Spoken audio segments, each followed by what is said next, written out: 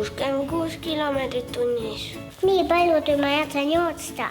120 kilomeetrit tunnis. Ta võiks ikka päris kiiresti sõita.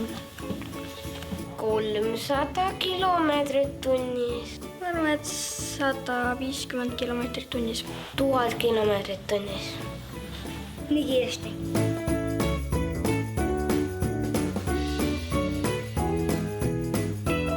Kümne aasta pärast sõidaks jõuluvana Saane tund aega aeglasemalt. Nagu väike maja, sest et kui näiteks vihma sajab, siis on katus on peal. Siis ei saja lund peale.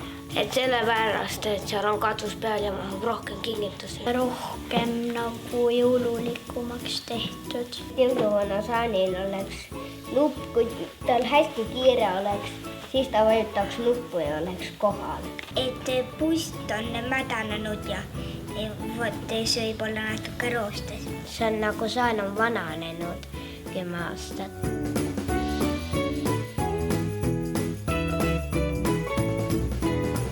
Päkapikud tegid talle GPS-i, aga tal pole telefoni. Tal on tunnetamisjõud.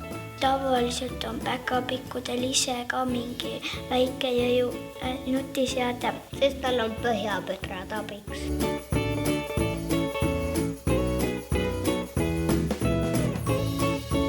Ja siis kui pakirobotid teda veavad, siis jõuluvana ei pea nendele piitsa andma ja siis jõuluvana saaks mugavalt olla.